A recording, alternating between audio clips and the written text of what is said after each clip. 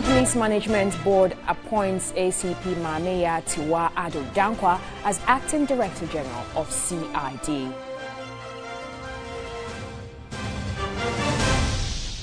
Now, some caterers of the school feeding program have given the gender minister an ultimatum to pay arrears or face their wrath.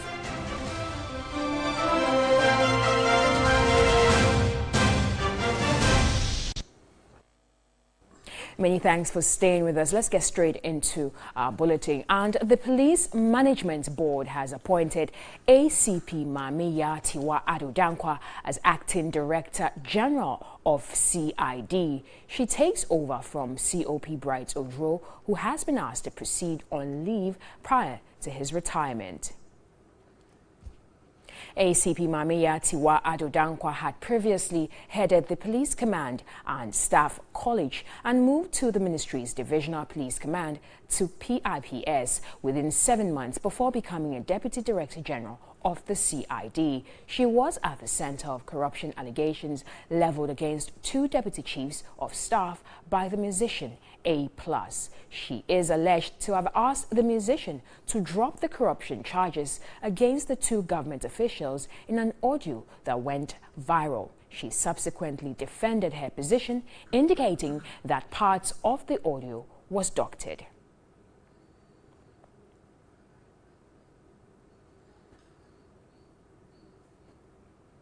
Right, let's move on. And co-chair Citizens Movement Against Corruption, Edem Senanu, is calling on the police to make public what they have concluded on the role ACP Mameya Tiwa Ado Dankwa played in the leaked tape, where she had a conversation with musician A+ on corruption allegations against the Deputy Chiefs of Staff. Now, he spoke with my colleague Alfred Okanse on News 360.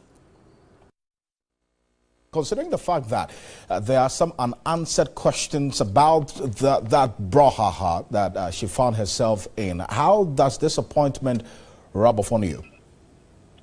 Well, good evening, Alfred, and good evening to your listeners.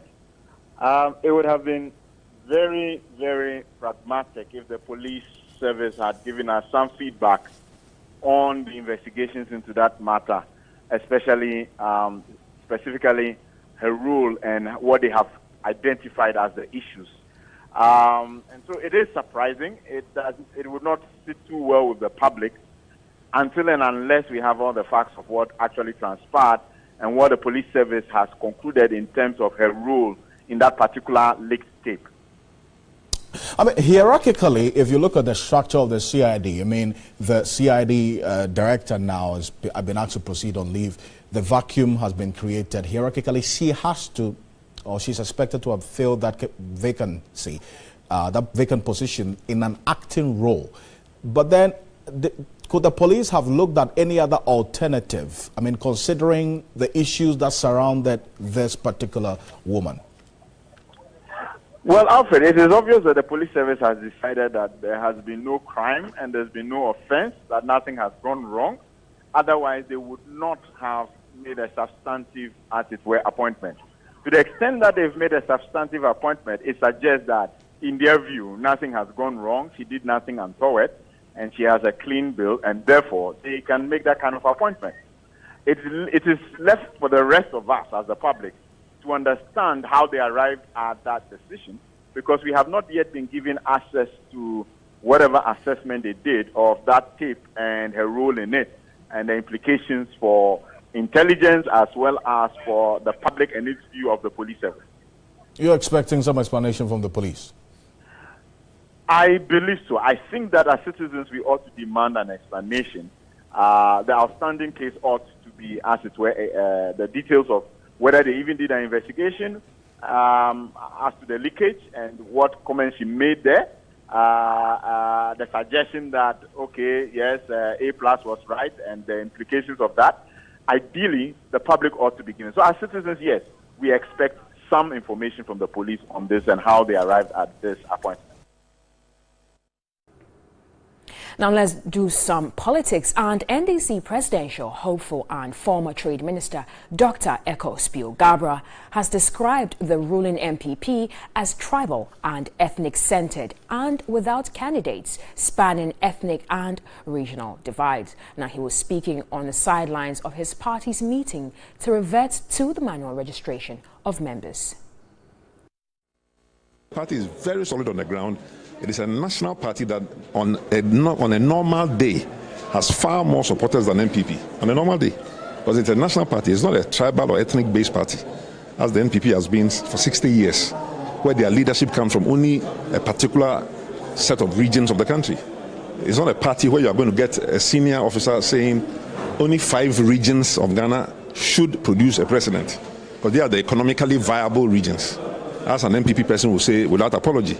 A firm response to journalists finding how the new manual registration will pan out for the NDC as it abandons its biometric register. We ourselves as a party have no problem wherever our leaders come from.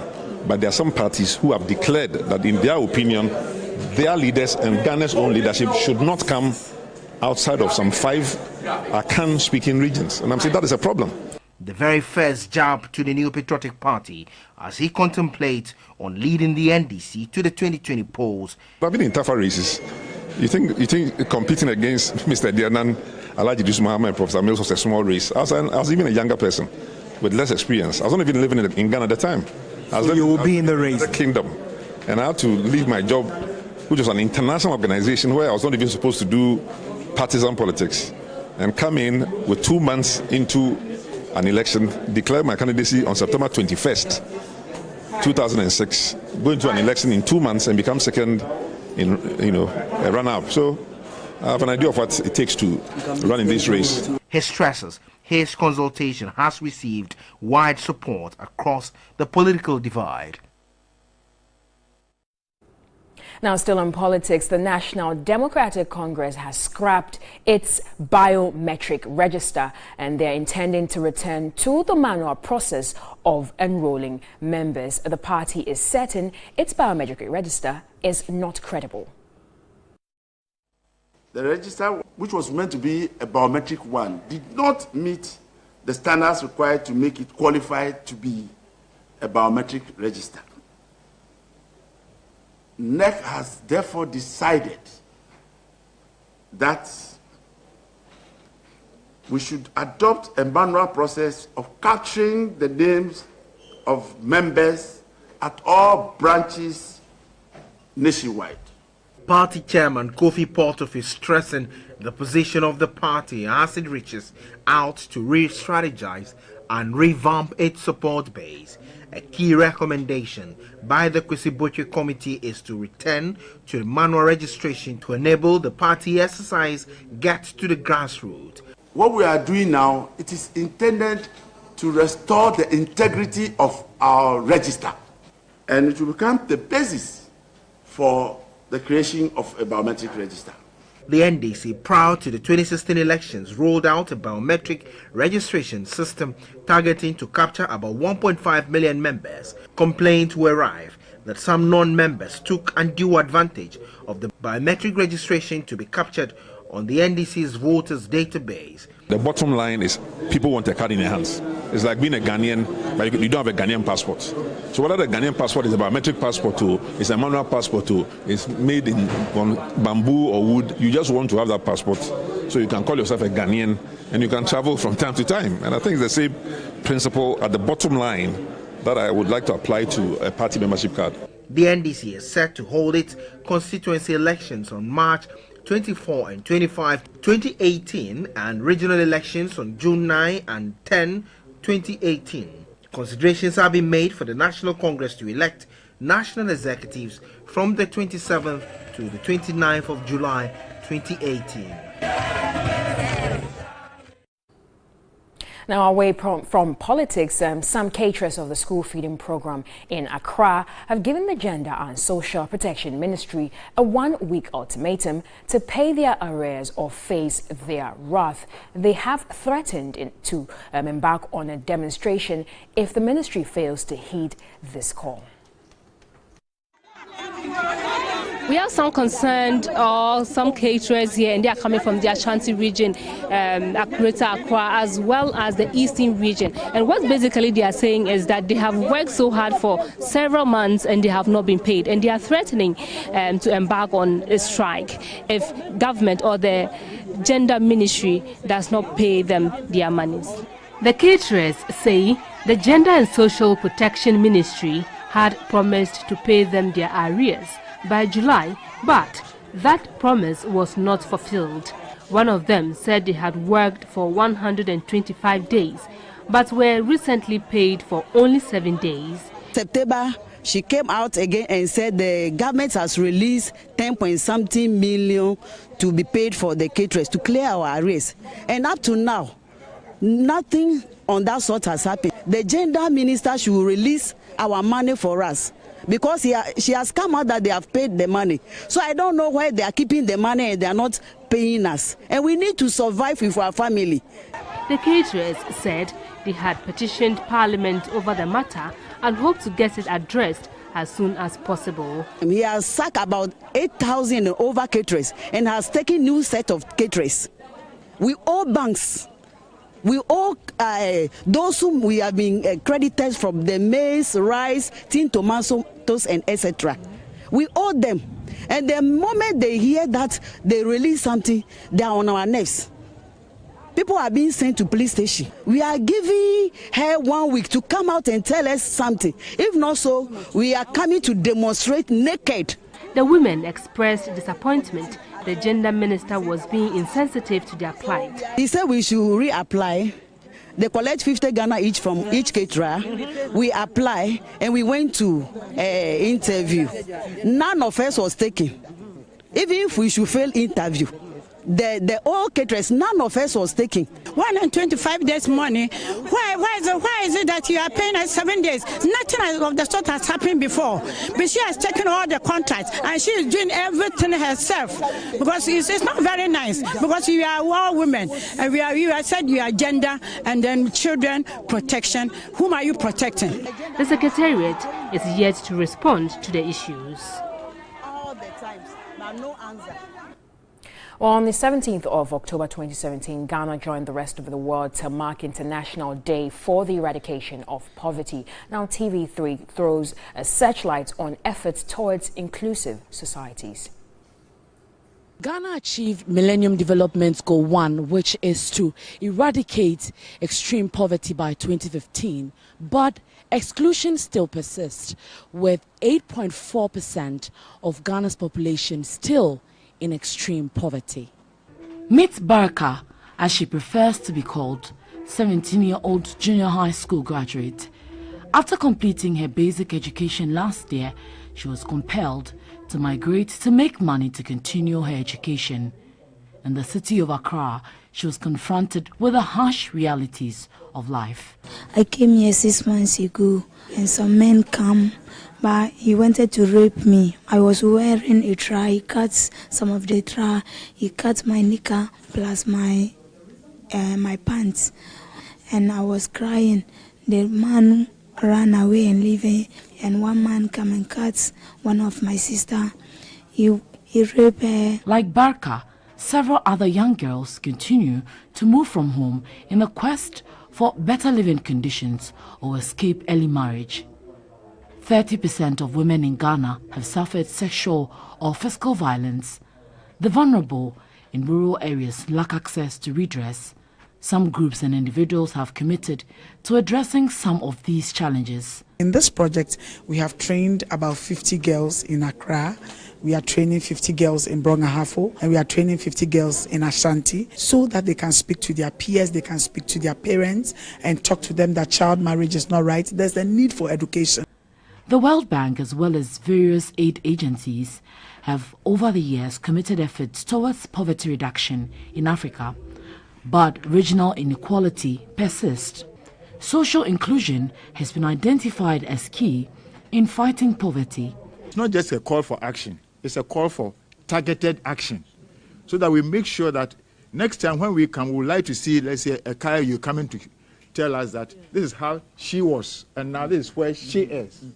rather than coming to narrate the same old problems and then we begin to put across certain actions. It's the government that should come out with the action they themselves want to take to solve certain problems. And then they call on the developing partners for assistance, for help. The World Bank is looking at eradicating poverty by 2030. As we celebrate End Poverty Day, there are several Amadubarkers in the Africa region who still remain vulnerable and are calling for action. Giftuchum Ampofo is the Deputy Minister of Gender, Children and Social Protection. If you don't get the leaders, they don't even come for you to talk to them. Those are the challenges we have. Anytime I want to meet them, 2-3 people say that we are representing them. And at the end of the day, you hear stories like this. In quotes, their leaders had their own mission and vision. As the World Bank commits to invest in Ghana, more needs to be done, given the scale of inclusion challenges confronting the country. Nanikia Mensa Brampa, TV3. Moving on, and President Akufo-Addo says a stronger political will and commitment between Ghana and La Côte d'Ivoire will serve as an example to promote sub-regional integration. He made the observation at a joint news conference as the two countries had signed 4 memoranda of understandings at the Flagstaff House in Accra. The Memorandum of Understanding on Industrial Cooperation, Joint Agreement to Stop Illegal Mining in the Vea and Tano Basin, Mining and Geological Cooperation, and Foreign Affairs Relations were to further strengthen ties between the two countries. President Akufo-Addo and President Ouattara signed a strategic partnership agreement for an effective implementation of the decision of the boundary dispute by ITLOS. Both presidents acknowledged the spirit of brotherliness with which the maritime dispute between the two countries was handled from the beginning, and in this connection, the two leaders expressed their commitment to ensure the smooth implementation of the ruling by the Special Chamber of the International Tribunal of the Law of the Sea, ITLOS, on the delimitation of the maritime boundaries between the two countries. President Akufo-Addo said Ghana and La Côte d'Ivoire can do more in the interest of their people. Beyond the arrangements on paper and whatever technical understandings that there may be, if there is no will to make the words on paper live in the lives of people, they remain exactly that, words on paper. I'm very confident that in President Ouattara, I have a partner who's determined to translate the words we have found on paper into concrete actions to the benefit of our two peoples. President Alassane Ouattara pledged his commitment to ensure agreements signed yield the expected results. We are very grateful for the warm welcome, availability and attention you gave us. We worked a lot despite the great night we had. The proof is the fact that we signed a strategic partnership agreement, which is of great importance. This important document takes into account the essential sectors necessary for our two countries to move forward. And as you said, on the political will, we have that political will to move our countries forward together. De faire avancer nos deux pays ensemble. Et je voudrais... Thank you very much. Thank you, President. Now, earlier, President Akufo-Addo revealed Ghana and La Côte d'Ivoire had agreed to coordinate their respective policies on cocoa to ensure the two countries reaped higher benefits from the sector. Ghana and La Côte d'Ivoire produce some 65% of the world's cocoa, but their farmers enjoy low benefits from earnings. President Akufo-Addo said he, together with his Ivorian counterpart, have agreed to work together to provide leadership for technical and political cooperation to promote the interests of farmers of both countries. Ghana and Côte d'Ivoire have begun to cooperate to ensure that we do not continue to be victims or pawns of a global cocoa industry that is dependent on the work of our farmers. In 2015, our two countries earned from our output, which accounted for 65% of the world's cocoa production, some $5.75 billion United States dollars, at a time when the global chocolate market was worth some 100 billion United States dollars. It meant that our farmers, through whose toil and sweat the cocoa industry is founded, earned 5.75% of the global value chain of the industry. This is manifest injustice. It cannot and should not continue. President Alassane Ouattara promised his government's readiness to work with Ghana to protect the interests of farmers. We have the same vision. We share the same need to really accelerate actions to intensify and strengthen the new type of partnership that we strive to establish for our people and our two countries. We have taken concrete and far-reaching actions to enhance the quality of the bilateral cooperation between Côte d'Ivoire and Ghana for the benefit of our hard-working populations. President Akufo-Addo later decorated the Ivorian leader with the highest state honor, the Companion of the Star of Ghana, Honorary Division.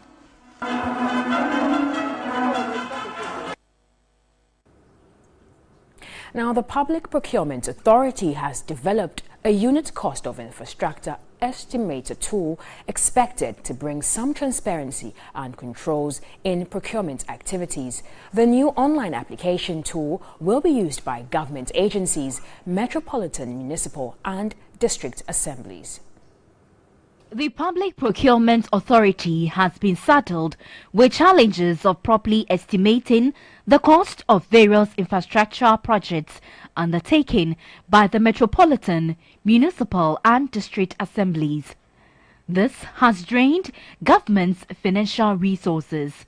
Owing to this, the authority has introduced a new software application, the Unit Cost of Infrastructure Estimator tool, intended to provide transparency in public procurement system.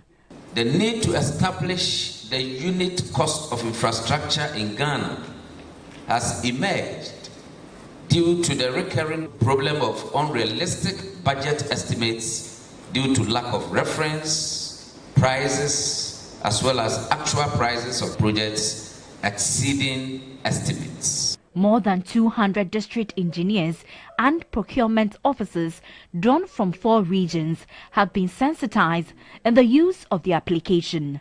Officials of the remaining MMDAs in the 7 other regions would have their turn in the training. Now, how will the weather be faring for the next few hours? Let's find out.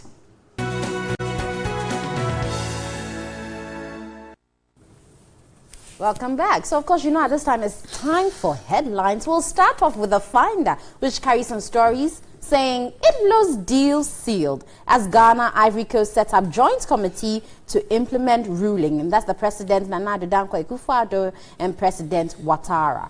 Also, ECG disconnects Bishop Herman College over 56,000 CD debt. Then GJA opens entries for 22nd awards competition. Also, GWCL launches paperless system. And then finally, Ghana's occupational safety regime in danger. Nice one there. Oh, interesting one there. Yeah. And, the ITLO's deal has been sealed. Yesterday, the two presidents signed a memorandum of understanding on agreement to that effect. Well, yes, the lawyers at the ITLO's sitting had said that they would abide by the decision of the ITLO's, all the equidistance, the bisector and everything will be in place. So we are happy that finally this is going on. And President Ouattara was honored with the Order of the Star of the Volta, the highest award that Ghana can afford anybody. So we're happy about it, and let's see how it goes. But it's caught my attention, the ECG disconnecting Bishop Herman College. Yeah, because they all But I thought really, that when it comes, I thought that the government had ownership of the schools, and is it perhaps feeding into the theory that or if government owes you money, then government could go on and 56,000. That's a lot of money. That's a lot of it, and we're told that some of the some portions of the school are not properly built, or are not metered at all, or also are not captured. So I don't know how the calculation was done, but clearly, I mean, some of our ministries, departments, and agencies, some other secondary schools, we had about a stadia, and a lot of government institutions. So the point is, if the students are paying their fees regularly, utility bills, why wasn't the deduction done? Exactly. Why wasn't? I mean, because this is embarrassing. If and I know that Bishop Herman College is a boarding school. It is. So children going for prep, lights out in the dormitories, and sometimes they will need to iron their clothes. They need to go to the Science Resource Center or some exchange programs. It's not going well. Yeah. I mean, sometimes you're a science student as well as I am, and in the physics lab, in the chemistry lab, you need light. Yeah. Your microscope would need light for you to be able to look at some of the things, and this is so unfair. So unfair, given the fact that the students themselves cannot go and pay the electricity bill. Somebody in authority has to go and pay. We're told that the headmaster has written to the government to attend to them. Why do we allow these things to happen? I certainly do not understand why it should happen, because ultimately, when you do this to schools, secondary schools, it affects the academic activities, as you rightly said. And these are students who are going to prepare for exam. We'll never go back and say, because your ECG was disconnected at this particular time when you couldn't study, let's forget about the exam, let's forget about WASI. It will still come on. So when these things happen, I would want government to respond quickly. Obviously, this is the first time it's coming out, so maybe they've been giving short notice. But ideally, schools don't even have to come to the platform where they're complaining about ECG, because like you said, when parents see the bills, it's on it. Unless, of course, they're trying to tell us that because of the free SHS, which I know this didn't start, this is the legacy debt. This was carried, I mean, it's been there for a bit. So it definitely isn't new. But they should see to it so that these students don't, I mean, they're not in deficit when it comes to academics. I'm not so happy about it. I mean, if you have a son or a brother or a nephew out there at Bishop Herman College, you'll be thinking. And it's a situation perhaps that cuts across most of the schools. And then you find the minister or some government official or somebody in position of authority come and say, oh, the old boys or the old girls should go and do it. I mean, when you give me an itemized bill, until recently, we all had itemized bills where utility bills are properly captured. So what is the point? The Ghana Education Service knows it. CHAS would meet and approve of bills. Where do those monies go?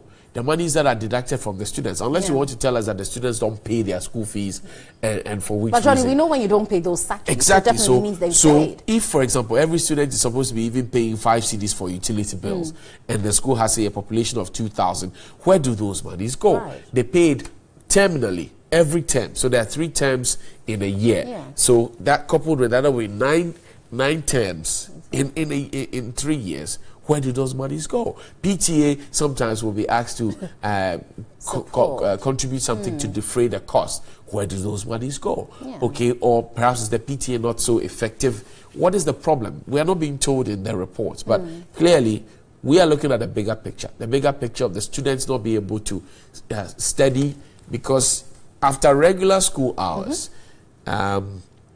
people will go home. The day students will go home. But the boarders will have to stay in school to do their prepping on their own. 2 hours. Usually starts from 7 to 9 or so. And they'll have to do it. If there are no lights, how do they learn? Really? How do they learn? How do they go about it? If the headmaster has to type a letter from his office to the GES, how do they do that? Because the typewriters have been phased out. So how do they do that?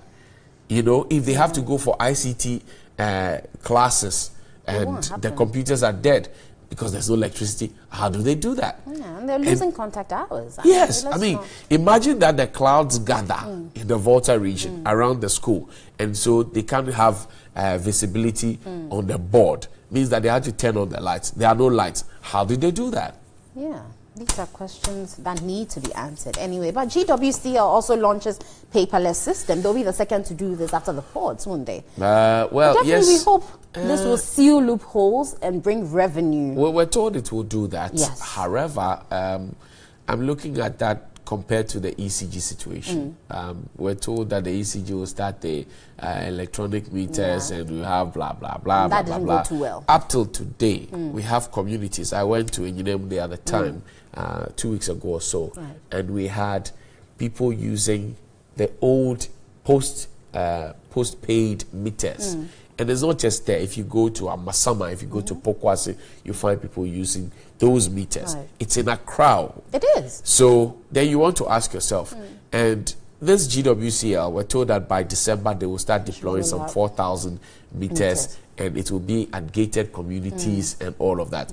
So the focus and the first port of call is always to the rich or people who are perceived to be disciplined or people who have an organized area. Then as soon as they install the meters, then they leave it and then they go, the others don't get it. I mean, Pokwase is in Accra. It's in the Greater Accra region. And Masaman is in the Greater Accra region. There are so many other suburbs who are using the postpaid meters. And you and I are using the prepaid meters. So you want to ask yourself, what is the difference? And yet we are told that the ECG said they will do this. So I hope it will not be the same problem with the Ghana Water Company. Because if you're saying that you start in December and then by January you would have rolled out the entire paperless system, would you have been able to change everybody's meters, especially when you say that 30% of your customers are not paying bills and that some 867 million Ghana cedis is owed to you? How are you going to do that? The GWCL doesn't say. They have not told us what the plan is. So usually we know that these things will run in a pilot. Okay? They have not told us when the pilot is happening. So what is it?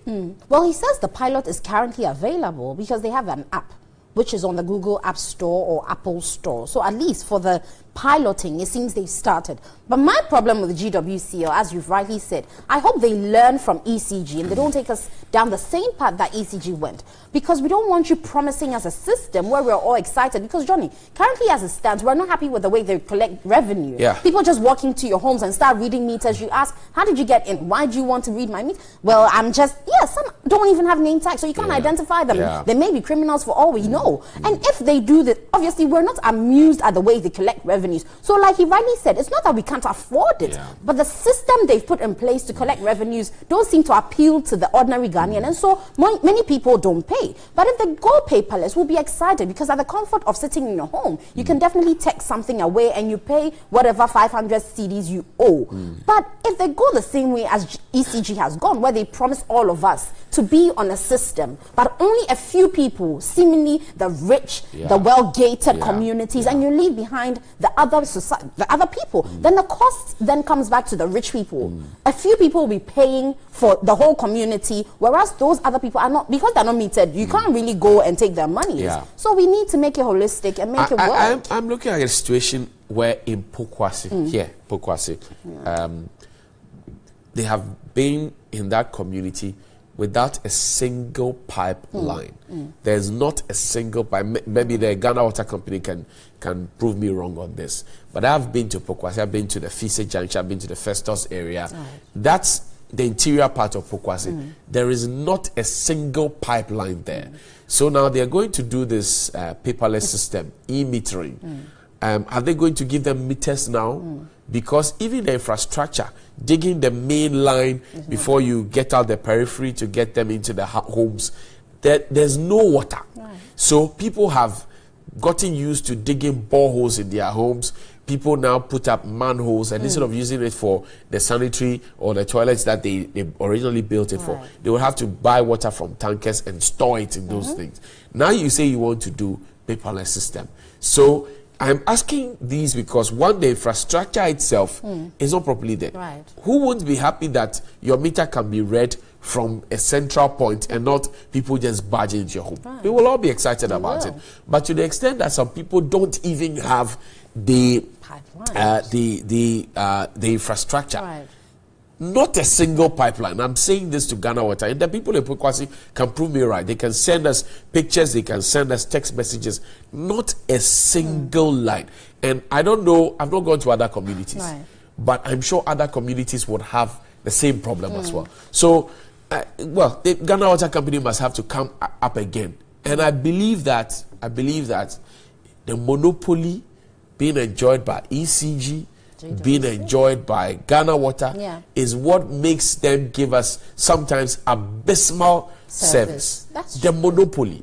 Remember when we only had Ghana Telecom and we had One Touch? You remember? My dad bought, may he rest in peace, he bought his first chip, I think was it 20,000 or so? Some ridiculous amount. And back then you couldn't buy 2 cedis credit or so. You had to buy a huge one. Then we had Space Phone getting. Then we had it's not Tigo. It was what? It was not Tigo. It was Space Phone. Millicom Ghana. No, it was not Tigo. It was Buzz. Buzz. Yes. Buzz. No, it was Mobitel. There was Mobitel and there was Buzz. Yes, no, it was Mobitel. Mobitel became Buzz. Yes. Then they came on. When they came on, you saw the difference. Everybody saw their smoothness level. And now people have a choice. VIP SDC now. Yes, people have their choice. I think that the monopoly is too much, because clearly, if I have a borehole in my home and I can buy Aquatab and I can buy pure water in sachet bag, why would I need Ghana Water Company? Because I can regulate my thing.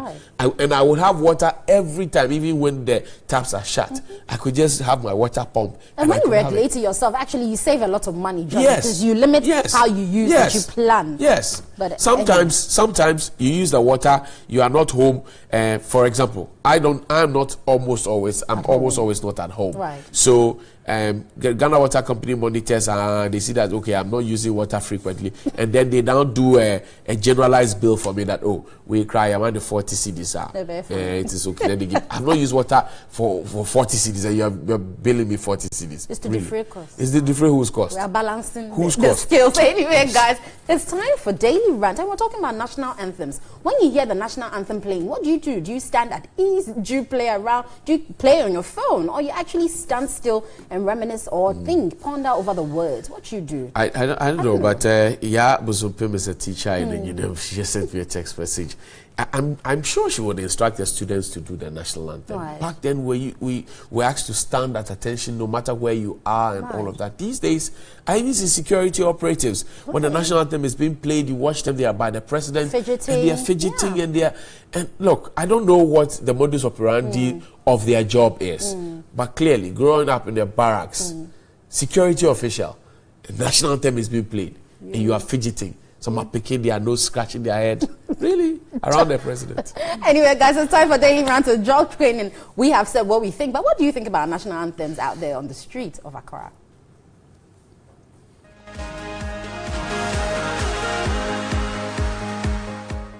God bless our homeland, Ghana, and make our nation great and strong. Well, let me keep the rest for a brighter day. The national anthem, when played, evokes the spirit of nationalism and patriotism to die for the nation. It also eulogizes the tradition, history, aspirations, and struggles of its people. But there's a worrying trend. What is it? The reverence to the national anthem is gradually waning. How did we get here? This is Daily Rant. Let's keep talking. I don't feel the present generation has fault in a way, because if there's no reason why they should feel patriotic, why not? I think that it's a tune for the servicemen on 6 March finish. Nothing beyond that. For the national anthem, it's something good.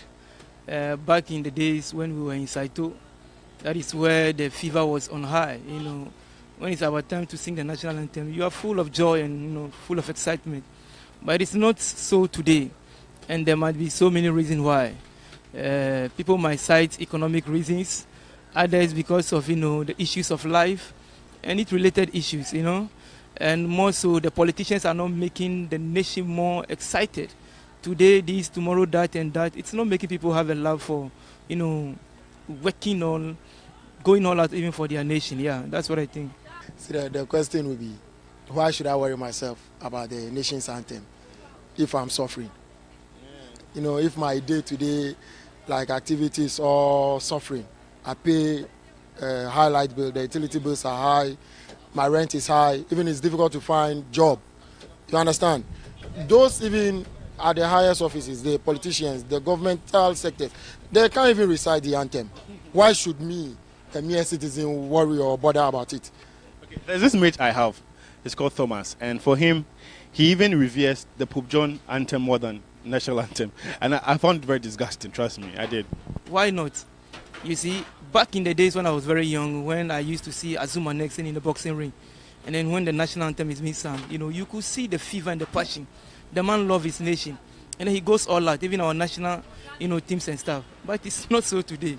It is not so at all. It is not so. Yeah. Well, if I have a better reason to mind my own business, why bother myself with something I know makes no meaning and has no meaning for me? Have you followed the anthem stanza to stanza? Yes, I have followed from childhood till now. It seems those who it should concern most, they have no time for it. Who are those people? The leaders, of course. They are more interested in fabricating story after story, looking for nice ways of turning things upside down at the expense of those who put them in office. So I don't think it should be patriotic when there's no reason to be. So that's it. Sure. I thought of my friend. He said Pope John at secondary school. Yes. He even respect the anthem more than Ghana. Yes. Yeah, he has his reasons. Maybe the message in that anthem has a lot of meaning to him, like it has influences on him, and then it's like maybe during the school era, the anthems, maybe when he sings it, he sees reality. You see the connection from the anthem with the school. There is a connection. Maybe that is why he says it too. And then I want to correct my brother. The anthem is a matter of importance to us all as citizens of a nation. If you are a citizen of Ghana, it is important you are to adhere to the anthem. And then we are to, there shouldn't even be a prize. There shouldn't be a prize to, honor the anthem or sing the national anthem. The issue here is our people, like our leaders. And then, excuse me to say, some of us here, for instance, we need to preach out more. We need to let the citizens know that, yeah, this is it. There's a need for education. We should all know our anthem, even if in our local dialect. I know the NCC has translated, the anthem into 12 languages. At least there's an effort. Yeah, they've translated, but have they gone down to teach the people how to sing it? You see, how many of us have access to that anthem if it has been translated? Those are the things they should forget. You see, they are only interested in misusing the nation's money, doing unnecessary things. These are some of the things. If you should make the anthem accessible to all of us, it should go, it should be whatever function of the nation is being held. The anthem should come first. If we should read stanza by stanza, read what the anthem means, because the anthem. I'm tempted to say that people don't really understand the importance of, let's say, word to word, what it means. That's why they will feel reluctant in, let's say, reciting the anthem. Not everybody, but I tend to agree with you to some extent. Way back in school, we really understand the anthems very, very well. The wordings are very much, inspiring and encouraging. But just like I said initially, the issues of life, and then these issues about, patriotism, it's no more in Ghana. We are divided, on the political ground. Even religious ground, we are divided. So there are religious, sects in the nation who don't recite the national anthem. I hope you know that. But it shouldn't be so. This is for Ghana, national anthem. It is not for a particular party, A or B, no. That is why, the leaders must do more, especially the NCC. I don't know why the NCC is always in the news. I don't know. But always in the news that they are cash strapped. Mostly, that's why you hear about the NCC. Usually because in terms of budgets and all that, it's very difficult allocating budgets to them to function. Yeah, then the issue about prioritization comes in. You see, I don't want to sound so political, but just recently our government or president has been able to, ensure that there is free SHS. So why don't we ensure that the passion and then that zeal for every citizen to love the nation? And that you can force a horse to a riverside, but you can't force it to drink. All right? You know that? We'll continue to blame them all the time when things don't go right. Yeah. I don't think it is misunderstanding. God has been blessing Ghana ever since, but we keep cursing Ghana ever since. I realize that the way we do our things, we do things the wrong way and expect things to turn out right, it will never be that way. God is not a magician. Neither is life a wheel of fortune. So I think that we create an atmosphere of unpatriotism, and then we want the people to be patriotic. It will never be. An American will be very proud of the U.S. But ask 99.9% of Ghanaians, look, they only pretend. Those who will sing it with pretense. You need to sing it with meaning. Because back in the days, in the 90s and in the 80s, when Ghana was very young, people sang with meaning. They gave their heart out. They did what they could do wholeheartedly. But with time when they realized that, oh, a lot of people were dying for their nation, others were living at the expense of those who were dying, then patriotism began to die out. So me, I prefer jumping onto the wagon of those who don't see any meaning in singing the national anthem. And that's very bad. That's very bad. Well, you know, you cannot flog a dead horse, just like you can't force a horse to drink water. If you want somebody to accord you respect, you accord the person first, in accordance with the laws of nature. So if they want us to be patriotic, to react positively when the national anthem is being played, they should create an atmosphere, an environment that will bring back that love of the nation. The NCA, I think they need to put in a lot more effort. They need to work, give us understanding into what the anthem, because the anthem has a lot of message. Yeah, I wouldn't be surprised if you conduct a simple survey even in Parliament tomorrow. You know, out of the 275 parliamentarians, you'll be shocked that most of them cannot recite the national anthem. I'm telling you, most of them. So that is where it begins. So go and, you know, champion that particular cause. Let's watch it live and see, so that we take it from there. I'm telling you, yeah, let them start it. We'll follow them. Yes, leadership. You want to embarrass your MPs, right? Embarrass them. No, if you say I want to embarrass them, that is mischievous. Let me put it this way. Somebody rightly said, your actions are speaking so loudly, I can't hear what your words are saying. If we keep paying lip service, it will continue without end. It's about we practicalizing what the words of the anthem says. You see, if you keep reciting them from the first day at school to last day at school, I don't see the meaning it makes. If every single person, from the president down to the newly born today, we can practicalize it, we can internalize it, we can walk the talk, I think we will begin to make more meaning to even people who have discarded it from their minds. I think it will be better that way.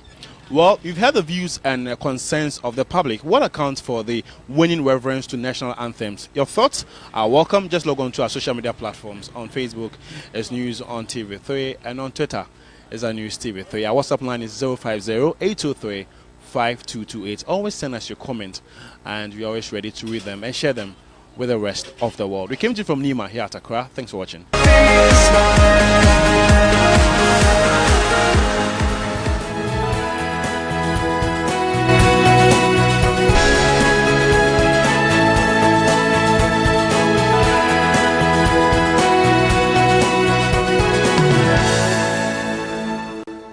Welcome back and thank you very much. This is New Day and welcome to the news review segment. The Daily Statement reports this morning says GRASAG applauds free SHS and allowance restoration. Ghana, Cote d'Ivoire commit to aidless judgment, set up joint committee for implementation. Daily Heritage reports that revenue loophole in GWCL detected 30% of customers don't pay water bills, whopping 846 million Ghana cedis in debt.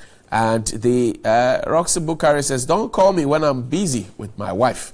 A very interesting one there. The Finder newspaper this morning says, Idlo's deal sealed as Ghana-Ivory Coast set up joint committee to implement ruling. ECG disconnects Bishop Herman College over 56,000 Ghana cedis debt. Ghana's occupational safety regime in danger, and GWCL launches paperless system today. The Times literally has about the same stories, but says 3 arrested in £5 million fraud case in Ghana. Government asks critics to name corrupt officials and trader jailed for robbery. The NFT says government tax to lead fight against e-payment fraud and university affiliation system to be scrapped. We'll talk more about that. Daily Graphic this morning says Finance Ministry acquires software to check unrealistic budgets. Ghana, Cote d'Ivoire signed cooperation agreements, and 3 Ghanaians nabbed over $5 million romance deal. Finally, the Daily Guide this morning says Ghana, Cote d'Ivoire chart new course. 3 grabbed over 5 million romance scam, and NDC biometric register not credible, says Hot Fee. My guest this morning is Mr. Sampine to my immediate right. He is the Ashanti Regional Secretary of the MPP. Chief, welcome. Good morning. Thank you. And Dr. Clement Park is the MP for Bolster South. Doc, welcome. Thank you. I see you're sharing the colors. Thank you. A similar color. Kasia, New York, sir. He's taking me somewhere. As I be careful, you to take him somewhere. I can take him somewhere. Well, it's good. This is the first time we are meeting on set. Absolutely. Although we've always been crisscrossing in dispatches over the last few years. Sure. We're going to have an exciting time. Oh, most definitely. So let's start off. Today, Ghana Post GPS is being launched, and I understand Mr. Sampine will be there after we're gone. Good news for us, Doc?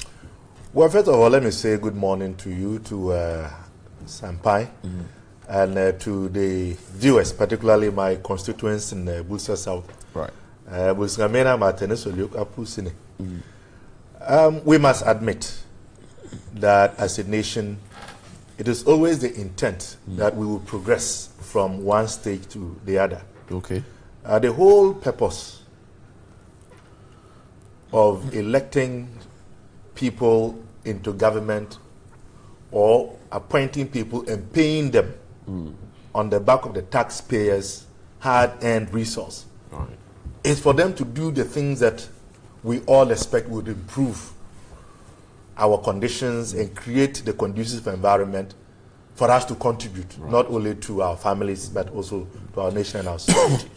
And you would also agree that communication is a very important facet of our lives. Even before the arrival of Europeans and all of the digital revolution that we can talk about, we had our traditional ways of communicating. Exactly. And that also has to do with identification and location. Because it simply makes life easier, it makes work efficient, and it also allows you to be able to identify areas of value and also areas of potential challenges and dangers. So I think that it is a step in the right direction. Obviously, some work and processes have gone on, and now if it has seen fruition,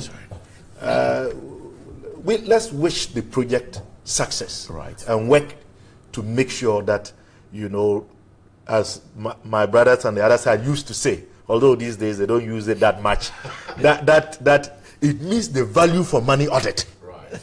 You know, it is one thing to have the pomp and pageantry to launch it with Mr. President and Mr. Vice President and my good friend Sampine. I wish it was the other way around for me to be there rather than him. But look, the good people of Ghana made their choice and we respect them for that. But it is another thing to actually make sure that the project is effective in terms of delivery regarding the purposes for which it has been set. So it's early days yet. Let's see what happens. And you know, we are politicians. We'll be monitoring very closely. If and when we have need to raise issues, if some T's have not been crossed, some I's have not been dotted, you can expect that as a responsible minority, we will make our colleagues on the other side fully aware. Okay. Mr. Sampine, congratulations. I mean, clearly you promised, you've delivered. We're excited about it, but there are some key issues that have come out. One, the fact that, well, you need a smartphone to be able to access this. Not every Ghanaian has a smartphone. Not every old person is conversant with the usage of these things. And to the extent that it becomes the base that you need for a passport and national ID and all of that, raises a few questions. What do you say to that? Thank you very much, and a very good morning to you and to your viewers and to Doc. it's important as a nation to also grasp Dr. Park said. And technology, you all know, is now the norm. We are all moving towards that direction for results.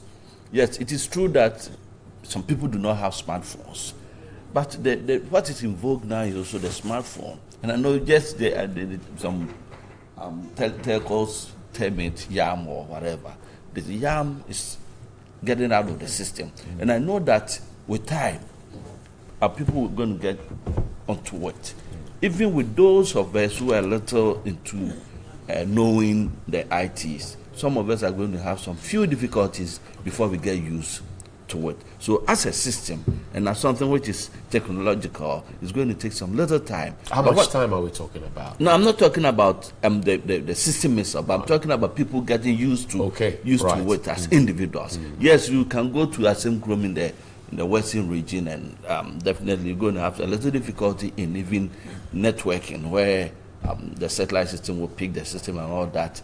Be a little difficulty. And I know that with time we're going to do that. But what is important is that the system's ability to help in times of emergencies.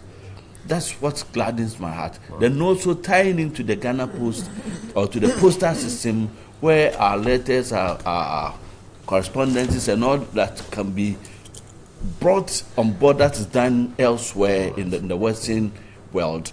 That's one important thing. But as Doc said, let's all applaud it, and as we applauded it, let's look at whatever comes out, how we're going to fix it. The sustainability of the project is what is important, and that as a nation, we need to build on this. I don't believe it's going to take any partisan approach, because it is something that's going to benefit all of us. I've been asking for it. Doc says the minority will be watching, and well, that's our role. But I think that with this one, by and large, we all agree. Yeah. And I like the angle that he has introduced. And you asked the question.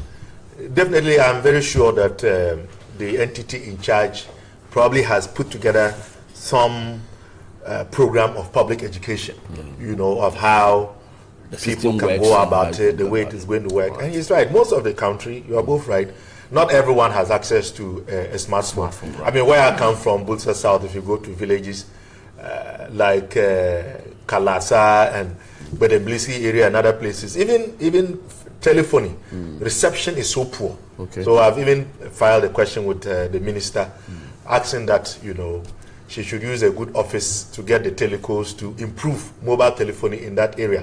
So we would have to look at that as well, because if the product is going to be digitally based and the cell phone or the Android phone is going to play a role, and there's poor reception, you know, in a part of the country, quite clearly that would mean that the inhabitants of that area will be excluded from benefiting from this program. So we must also look at that aspect, not just the public education, but also ensuring that the entire country benefits from definitely has access to mobile telephony, so that some people are not let out. I would even suggest that they should probably also look at a linkage between this and the ICT centers, the community technology information centers, so that if every district can have one of those, and particularly those parts of the country where there can be these challenges, it definitely would enhance the process. There's also the angle of internet connectivity. That's right. And they are connected. And we have a challenge in this country. So the ICT centers definitely would be a hub for internet connectivity in the area. And this that we are talking about can also take advantage of that. So it could serve a dual purpose. I also believe that commercial businesses, especially the telcos, are going to hook on, because they're going to do lots of work with this. And once they are going to do it, the problem with your people is that they also need to be there to make sure that there's enough coverage for them to access, because the telcos are definitely going to benefit the transport system, the Uber system and all that. They will need it. So apart from the system itself, the authorities working on this, I know that individuals, corporate bodies who will be part of it as users are also in their own way going to do the education and also make sure that the lots of infrastructure they will also need to enhance it. Because when you go to the Western world, it's not only the provider who does everything, but those who want to use it. I mean, networking. But you say we also want to appeal, you know, I believe there's some story in the papers about some scams in the UK and people get arrested. Right. Once we go in technological, those who also want to use it negatively, they will always come up.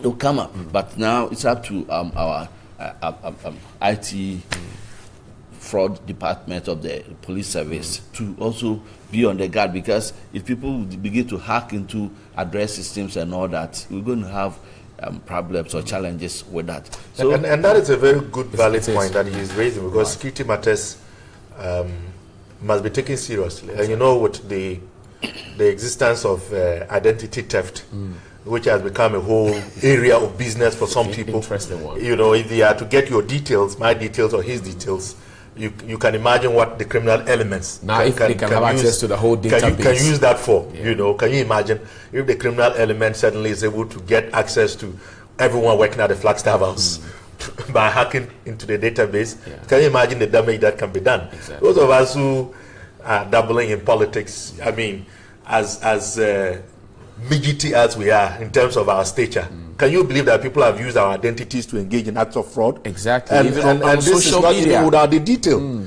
So I think the issue of security definitely must be taken very, very seriously. Well, then what is the value? What is the point? If, you know, we are going to submit our personal and professional data to the state, and then some criminal elements are going to have access to it, then I would rather not have access to being identified than being exploited. Exactly. Mr. Sampang, on the lighter note, we're told that you are launching everything. Restoration of allowances are launched, planting for food and jobs, everything you need, ceremony to launch it. What was the understanding? Launching is not a new thing. Okay. You see, when about 25 model schools, day schools were built, all of them were launched one after the other. But you see, as a political party, we promise certain things. Dr. Park and his people said you cannot do it. So I'm even. So you are launching for them. We say that. When we light our lamp, we're going to put it on top of the hill, but people to see, we're not going to hide it under the table. I like the question you asked, and I like the fact that it's on the lighter lamp. It's becoming one too many. How many times? I mean, almost everything that you have done, you have had to launch it. Free education. Senior SHS. And do you have so the one district qualified billboards? Yes, we'll launch that one too. Okay. I thought they already launched that. Was the first. We did yes, sure. I mean, it's even questionable, because if you are saying a new thing, that factory that was used as, if you like, the springboard in terms of publicizing this your policy, the factory was already there. The farms had already been cultivated and all of that. Cultivated pineapple plantation that you have, but the factory itself is under construction. We can debate, but I think it's debatable. But it's on the lighter side.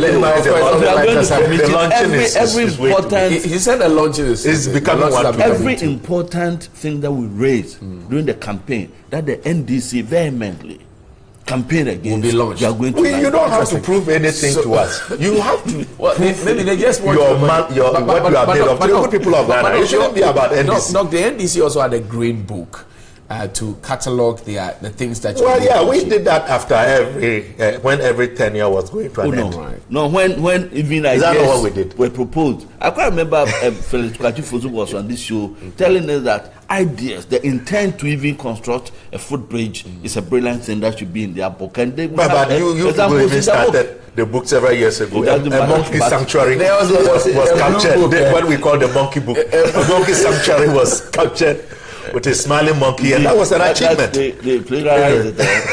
So, good morning to you, Chief Superintendent Dr. Gustav Jansen of the Cyber Fraud Unit of the Ghana Police Service.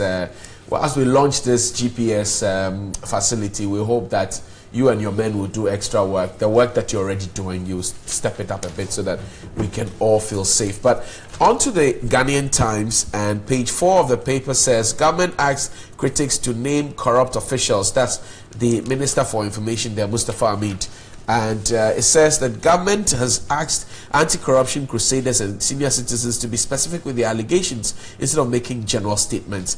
And this was said following Reverend Professor Marty's call that some officials within he suspects that they are being corrupt and that the president is also supervising such things. The minister says the claims are nebulous and that, well, if he has names, he should put it out there.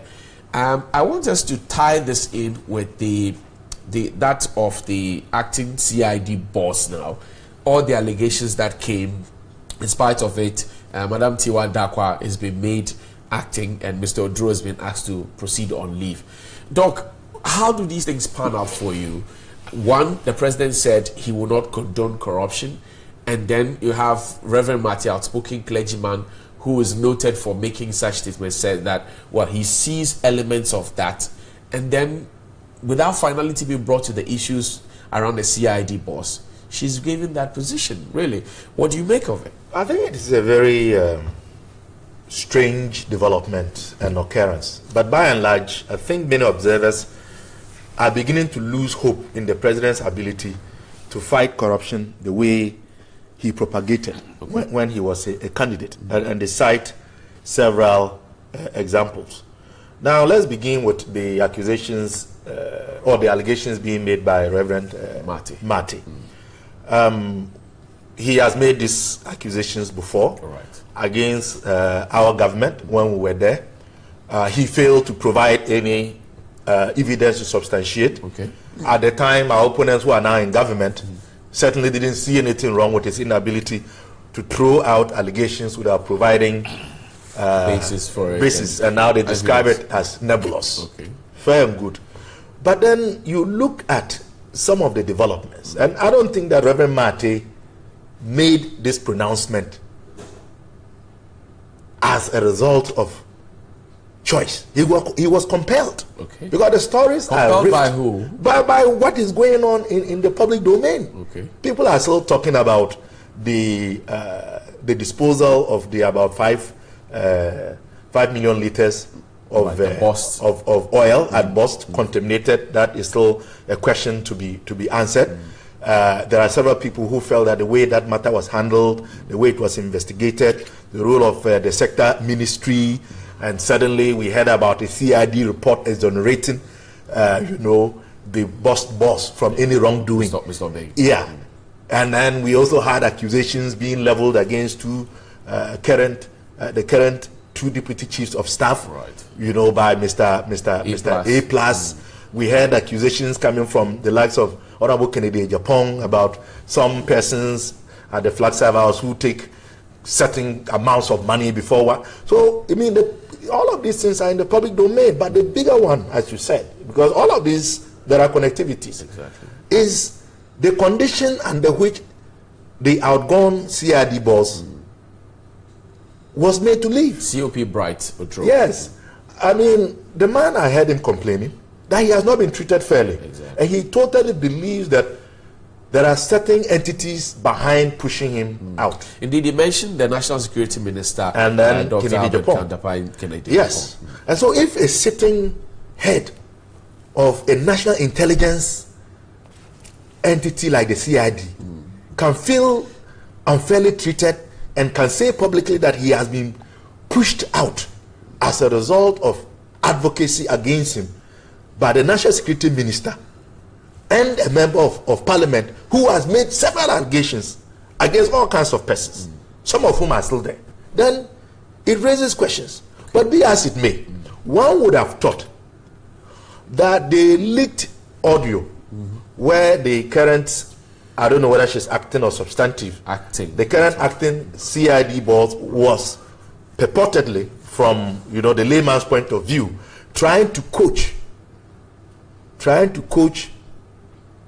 somebody who had filed a complaint on how to modify that complaint to sort of mask its effect, and then gets to become the boss of the intelligence. So it's very murky, to say the least. It's a very strange development, and I am praying and hoping that this type of overt intrusion of the executive in the work of the security agencies would not demoralize them. Because if the security agencies become demoralized, as the former CID boss is now saying, then we are in trouble. We need them to be motivated. We need to ensure that we give them their tools to function professionally. And it shouldn't be at whim, at a political advantage level, and or simply because a very strong member of your party, who is a vocal member of parliament, who also is said to be a bankroller, doesn't like somebody, and then you let him go on suspicion that he has been, if you like, for the use of a better word, he has been accommodating of the activities of land guards. What happened to all the other people that Kennedy Japan has accused? Why have they not also been asked to proceed on leave? Why is it that the current CID boss, who was heard on tape doing what everyone in intelligence sectors concludes was unprofessional, why is she being allowed to be the head of the CID? So if the president and in fact the executive truly want to claw back, I would say, what they have lost in terms of their purported fight against corruption, I would want to suggest that the current head of the CID, certainly being there, would not augur well for the effort that they are putting in place to fight corruption. Mr. Sampine, this issue will not go away because people think that finality has not been brought to the allegations that A+ put out, and now Madam Tiwa has been made acting boss. Indeed, you heard Doc and all he had to say about it. But let's look it from this angle. Interestingly, the outgone CEO, COP of the CID boss, COP Bright Doe, he said that, well, all the other officers who had retired in recent time had been made to stay on. That indeed his terminal leave was supposed to have started on August 30th. But all the other officers had been made to stay on, and that's perhaps the rule that they have. You stay on to the very last day. He wasn't treated fairly, and that his being asked to go on leave was just based on media reportage. Nobody had filed an official complaint against him. And indeed, he suspects the National Security Minister and Honorable Kennedy Japan. What do you say? You see, before I even go there, the president has made concrete effort to fight corruption.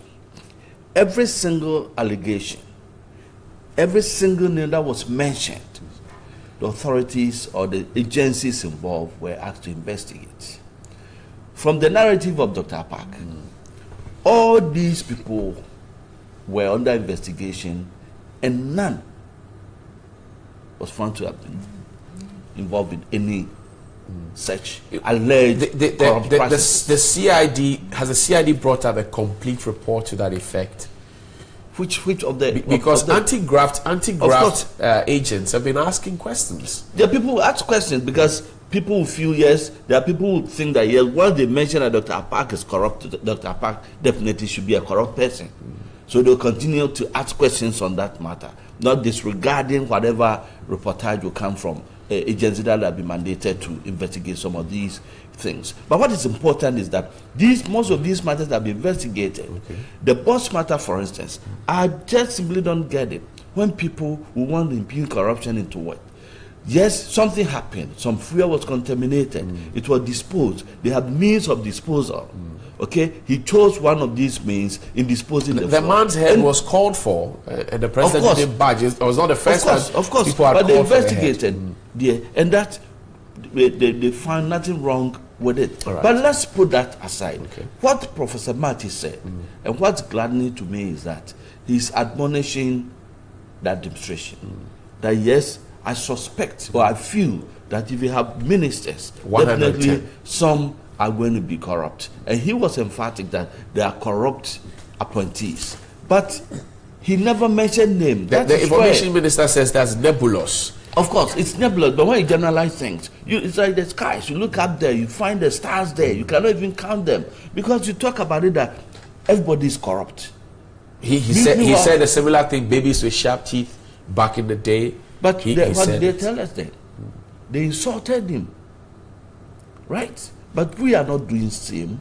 We are telling them, yes, we believe that, yes, as a human institution, as government is, there may be, I put that in quotes, where people may want to be corrupt, yes, but it's an admonition to the president. But what is gladdening now is that the president, in all the allegations have been made against certain persons, they've conducted investigation to them. Then tying into COP Odro's issue. The allegations made were all unfounded. They've not been proven to be true. 2, he talked about people saying, no, do you remember this COP Adupoku? Right. He left when his time was due. He wasn't extended. No extension given to him. He said, COP Odro says, all officers who had retired in not so long ago were given the opportunity to stay on until the very last day. If all others before him have been asked to do so, why can't he be asked to enjoy the What was the reason benefit? that the police administration gave for his leave? Well, he said he was due for retirement. I'm talking about the police administration. I'm not talking about Bright Odro. The police administration, they took that decision. Right. What were the reasons? If they tell us that yes, this is 1, 2, 3, and the title, he said he wasn't giving any reasons. He wasn't giving any. Yes, reasons. he said. He actually said he wasn't. He said that his retirement is next year, January 2018. However, he was supposed to start his terminal leave from the 30th of August. But given the fact that all other officers who had gone on retirement in recent time are allowed to stay on. Conventions are not laws. But he mentioned also that nobody has brought an official complaint against him. Oh, but should there be an official complaint? Why shouldn't there? Before you proceed on leave, when you know, yes, August, you should have been on leave, and that it's been a convention that at times people stay on. But when you are not asked to stay on, you look at it and say, because you were not asked to stay on, people, utterances are what's pushing out of your position. I mean, it becomes so ridiculous. I don't simply understand it. But on all of these matters, the fight against corruption is on. Is it because the woman at the center of the corruption allegation featuring the 2 deputy chiefs of staff, A+, Madam Tiwa Adodakwa, herself is now being elevated, so to speak, and people are raising questions that the woman at the center perhaps has not been cleared, and yet she's been rewarded, precisely so to speak. Definitely, that was the import of my submission. And his group will raise questions. Some point. When this most Ghanaians raise questions about this. You may choose not to see how murky it is. What's the measure of the most Ghanaians? Tell us. This is most Ghanaians, but I'm talking about some Ghanaians. What percentage of Ghanaians? That's why I'm saying some. I'm not talking about most. If I talk about most, that means I can quantify it. So some Ghanaians, percent, but some Ghanaians. Very well. Are you not worried about the concerns of some Ghanaians? I'm worried, and I take it in good heart. That yes, if people feel that there's 1, 2, 3 should be investigated, or we see the conduct of Mr. A, Miss B, or Mrs. Z as being this, it's important that we all look at it. We need not brush it aside. But let's look at the police administration itself. Definitely they are there. All these matters that came up, definitely, and I know it will get to the hierarchy, it will be investigated. So I don't believe that, well, they see her to be somebody, to put in quote, not fit for that position, and then they push her to act. I doubt that. Are you not worried? I believe in the ability of Mr. Pitu. Nobody doubts the abilities of Mr. Pitu, but are you not worried, Mr. Sampine, that a tape that's supposed to have been, she said, the woman said it's been doctored, and A+ as well is not being but about the first interview I heard A+ on one other radio network, if you allow me to mention the station, who was claiming that it wasn't a fact and that he denied that tape. Okay, he A+ denied. Yeah, but everybody will listen to the tape. Now he comes back again to even tell us about his apology to the 2 deputy. I find it curious because the woman at the center of it, Tiwa Dakwa, COP, did not deny that it was indeed her voice in the tape, but being doctored. Well, but she didn't deny that it was so doctored. You see, those of you who know law, that fraud vitiates everything. Right. If you talk about 3,000 truths and you bring in a quarter, right, to add it 3,000, become 3,000 and a quarter. Okay. Everything is false. Okay. So if she believes, and people also believe, that certain portion have been deducted, it tells you that yes, the whole thing is a facade. So is it your belief that her credibility and integrity is intact? Definitely, so, yes. So she deserves the position? Because the police administration in Ghana, and which we work with, I know, are doing a great job.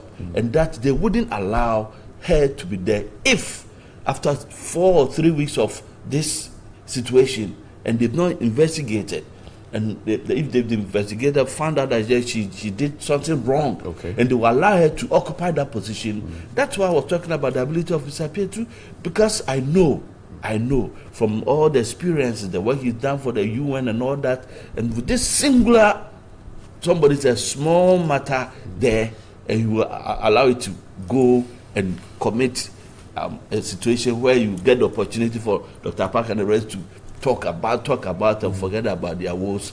Definitely he's not going to do that. And I believe in I'll give you 1 minute. You see, this is a very difficult subject matter. I know him very well. And but he's doing a good job. He's doing a good job. Because you see, the problem is the perception. And security issues, perceptions count. Okay. The perception that the people have about you would help determine whether they will come to you with sensitive information or not. So once she was embroiled in this whole situation that some of us think was not properly handled in terms of the processes, and it wasn't just this one alone, even the boss matter, talking about the president causing investigations to be done. It is not just the investigations can be done for various reasons, also to cover up or to ensure that matters are managed. So just because investigations have occurred does not mean that the outcome is necessarily what the true outcome should be. We cannot vouch. And in this particular case, having the current CID boss heading the CID and giving what we just talked about, the tape by A+ where her voice was captured, so to speak, she didn't deny. A+'s voice, most of you know. I think many people who had the tape also could vouch for it. And nothing has happened. A+ at some point even dared her to arrest him. But A+ has come to apologize. Yeah, so is it okay that you get, just for the sake of argument, that you get to throw about accusations, impugn people's integrity, impugn their image, and walk away with an apology? Is that not lawlessness? It's up to the people that he accused. Yes, but accusing because a deputy CID boss but it was a criminal matter. It's a serious issue for me as far as I'm concerned. Apology settled it. I mean, Doc, you have... No, what I'm saying is this. When you accuse somebody of that caliber of having tried to cover up, you don't just apologize and walk away. So if the CID boss now could not even raise a finger against A+ when he dared to be arrested, then how do you expect Ghanaians to relate to her as a boss of the CID? You see my point? On the rights of I see your point. Or of persons, it's subjective. You can insult me, right? Do everything, denigrate my personality. I can decide to let it go. No, but there are others who also want to take legal action against you. But Mr. Sampine, in a job where the integrity of the individual matters, you can't smear the person with mud, and if the person is not guilty, would allow you to go. It depends. That's what I'm saying. It depends on the person. I am supposed to live on my integrity. Yes. And so if somebody smears me with what I think is not true, I will take the person on. Of course, yes. So but there are people who also want to let it go. Investigations Department's deputy boss is hit with such an allegation, and she doesn't raise a finger. You see, when he sues them, they want to use boss. I know we have to move on, but just imagine this. No, we're moving on. Madam Tiwa had said that the tape was doctored. As a security boss, if you have a conversation with somebody and the person doctors your voice for mischievous purposes, to use a word from the press release, shouldn't you take action? Well, But maybe you should bring the original tape out. Exactly. Maybe you should bring the original tape out. So what I'm saying is that force her to do things. She's qualified enough. She's competent enough. She knows that yes. It's not about competence and qualification. It's also about if I'm injured, professional. I'm injured by the action of somebody. Right. It's up to me to take the matter up. Nobody can force her to take it up. Criminal matters are taken up by the example. Unless is that criminal? Unless I'm not properly. These are allegations of crime. If the tip is the truth, did she do anything criminal? That's the question that we need to answer. The conversation on the tape. What's the criminality about that conversation? Covering up, coaching a complainant, coaching their story. Anyway, is there any let's move on and do a very final one. So we wish her well, of course. But she certainly is going to have a Herculean tax. As her public image has been battered. Some Ghanaians, so revenue loophole in GWCL detected 30% of customers don't pay water bill, whopping 846 million Ghana cedis detected in debt. We'll do this quickly because we have to read some messages as well. So perhaps I'll give you 2 minutes talk and I'll give you. So we're told that by December, we'll start rolling out the e-meters or smart meters where people won't have to come into your home, but the meters will be read at source and then bills will be given and all of that. Learning from the ECG example, where we're told that we will have smart meters and then up to now, places like Pokwasi and other places still use post-paid meters. Indeed, somebody alleges, and ECG official told me that there are some elements who have been in government, in your government and in your government, who still use post-paid meters and they don't want it to be changed. Is this any solution to our problem at all, Doc? Well, very well. I have my own prepaid meter that I've been using. I don't know of him. I'm not talking about you. I know. You do know that there are it's an allegation. So let's exonerate ourselves. I'm saying that big people. I don't know of any big man who uses. So if you want to reveal your source, but if not, you are not obliged anyway. Right. But let's talk generally about the need to deploy technology and to use that as a tool. Okay. Not only to ensure that we increase resource mobilization, in this case, plugging revenue loopholes. So I know a thing or two about what has been going on, and as far as the colossal amounts of money that the state loses as a result of unpatriotic practices. Let me borrow the one of the words in your party. Unpatriotic practices. Which will be unpatriotic. Which will be unpatriotic. It's not part of our. Okay, I'll move my hand. But in case of these people who are engaged in acts, you can say acts of patriotic. Unpatriotic. You don't like it. Unpatriotic is some with us. Okay, so very well. But the point I'm making is that yes, but I am hoping that they would have done some pilots. They would have tested the system, authenticated. We're told that the pilots gotten feedback is in force, and if there are any shortcomings, to try and work on them so that we don't experience what we did with regards to ECG. It created a lot of anxiety, it created a lot of problems. In fact, when we're in government, that issue was one that really caused us a few sleepless nights. But using technology to augment service delivery, I think that's the way to go.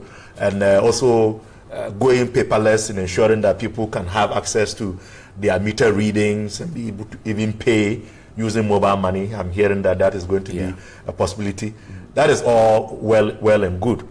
Because the truth is that we lose a lot of revenue, particularly through fraudulent activities in the area of services. Ghana Water. You can also talk about ECG. And indeed, when I was then we were in government and I was in charge of the Citizens Complaints Unit, if I was to tell you the first 5 public institutions that I received the most complaints about in terms of fraud, illegal connections, even the inability of staff to go and distribute the bills and take the monies. You wouldn't be surprised. ECG was 1, Ghana Water was 2, Passport was 3, Customs was 4. And I mean, so if we can change the system by deploying technology, not only is it going to also give us effective service delivery, but it's also going to be an avenue to raise our revenue base so that we can weed out those who want to benefit from where they have not Mr. sold. Sampine, it sounds good to us, but I'm again concerned about the implementation process, where we're told that it was the implementation of that some 4,000 smart meters will start in gated communities, organized areas. And that's the same thing ECG did. They started in places where they could have it properly organized and controlled. And then when it got into a haywire situation, and I'm saying most of the communities, I went to part of the eastern region, it didn't have. Part of Pokwase, Amasama, they don't have. They just use postpaid meters. In Amasama, for example, they don't even have water lines, to talk of having smart meters.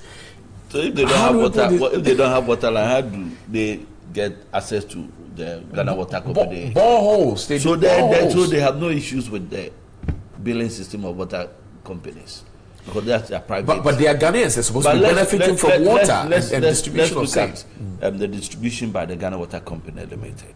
If you are hooked onto their services, definitely you need to pay. Right. Yes, we had time over and over to talk about people's inability to pay, those who are cutting corners for all that. Right. But that's been a matter that's been discussed over and over. What I want now is that, yes, they need to educate the people enough. Okay. When this ECG metering matter came up, a lot of people did not even understand it.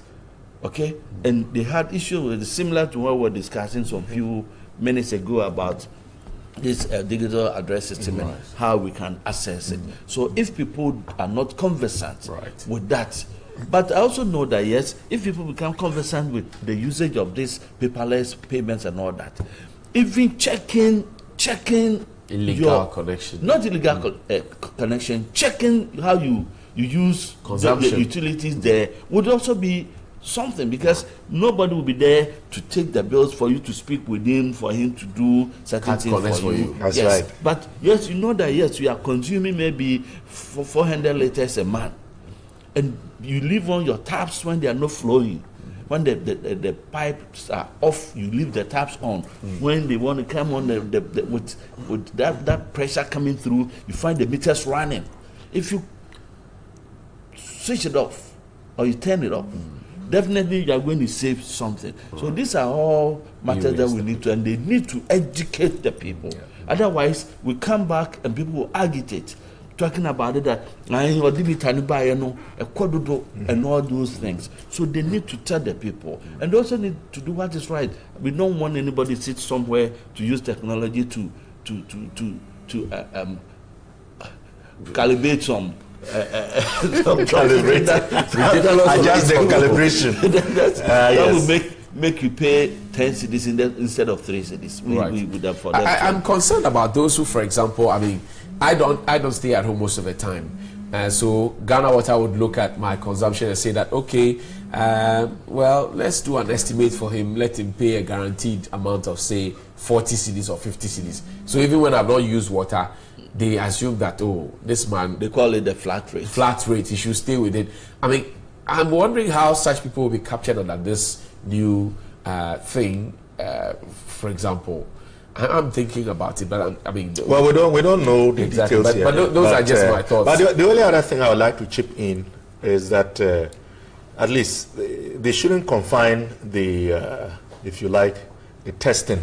The pilot to only the urban areas. I would have hoped that, as you said, based on the example you gave, they should try it in some rural communities too, so that perhaps they may have to modify it somewhat, because there's a lot of difference, even in terms of the population dynamics, the nature of the settlements. You know, those of us from the north, we have very dispersed settlements. If you come to my constituency, for example, the population may not be as big as his constituency, but the land area occupied by the people is very vast.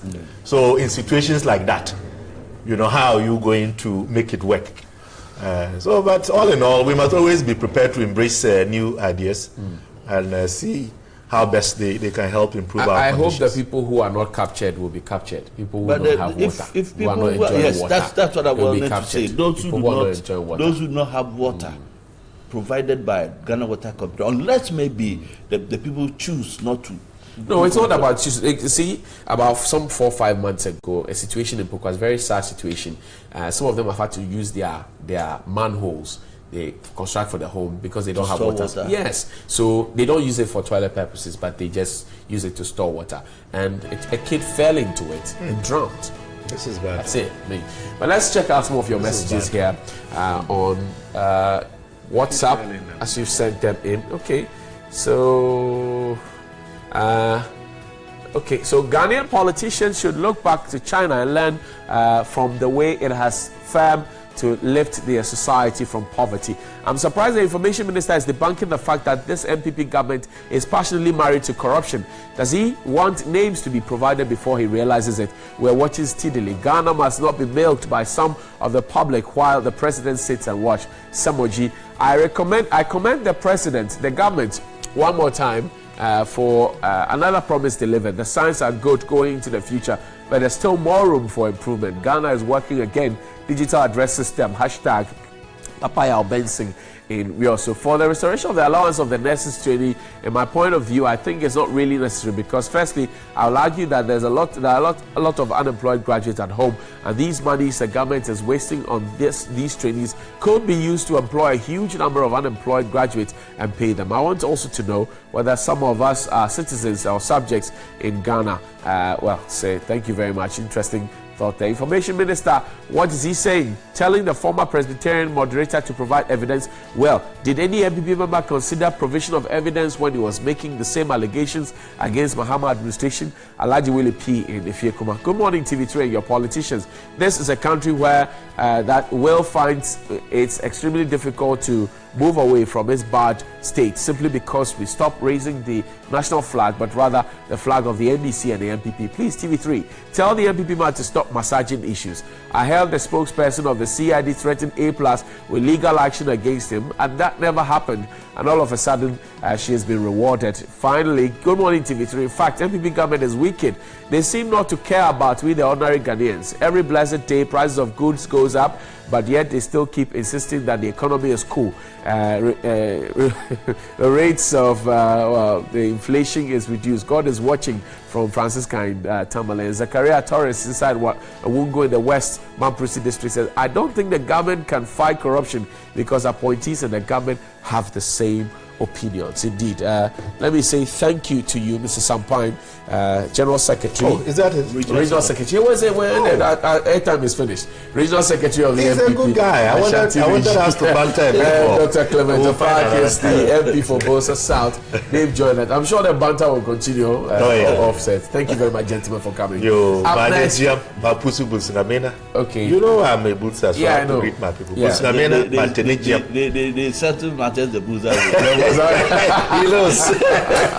Sports is up next, and there's some more action here. We'll be having a special conversation on cerebral palsy here on NewDay. Stay with us. We'll be right back.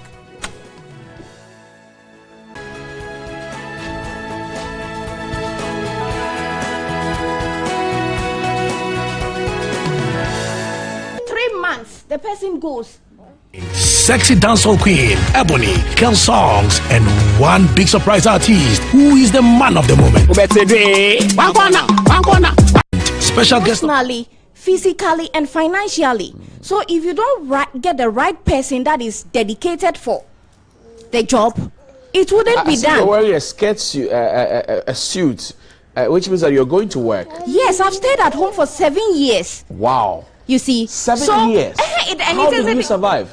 My husband was taking care of me, and it was a bit frustrating because all the pressure. I have 4 kids. This is my second son.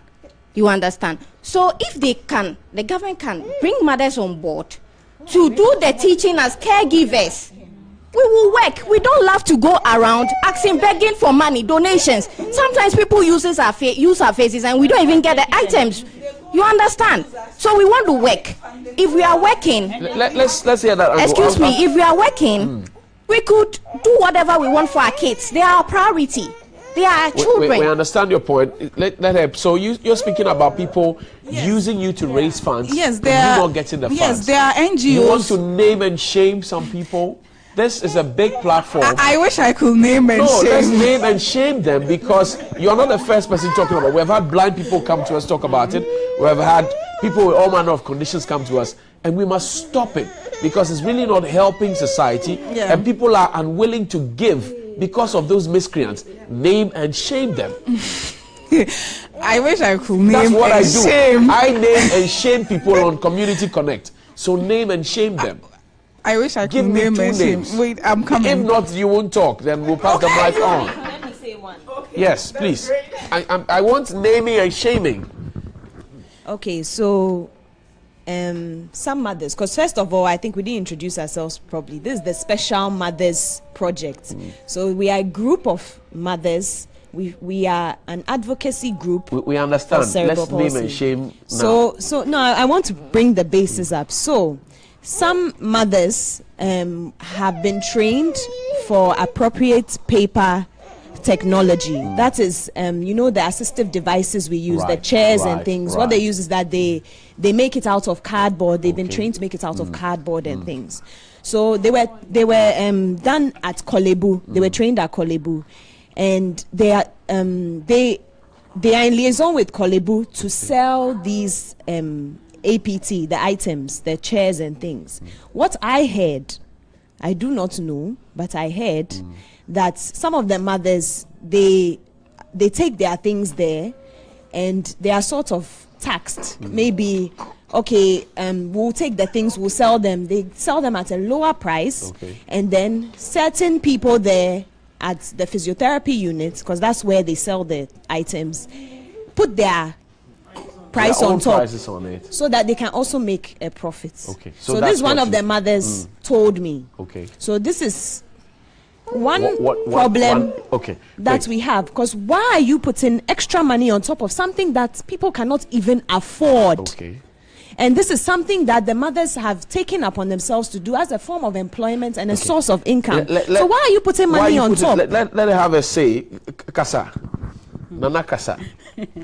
I'm for the inclusive. For me, my aim of coming here is the education. Are you getting enough of that for your children? Mine is in school, but I'm paying more because... Which school is that? Ultimate. Okay, and you're paying more? Because he's a special child. Right. I have to pay for a caregiver but, to be with... But by the policy, it's supposed to be available for everyone. Even this policy is not for cerebral... We are not included. It's just for disability. It's in the glossary, right? The only time they mention it is in the glossary. It's not a caption in it. Yes, and cerebral palsy, they need 24/7 care. You understand me? So we are just asking that if you could, normally when you go, they tell you we don't have the facilities, we don't have the caregivers. The mothers are ready to be caregivers. We are already taking care of the kids, so we know them and we know how to take care of them. We just want the government to maybe employ these mothers and then give them something small so that they can help these children in school. Taking care of them is not a joke financially.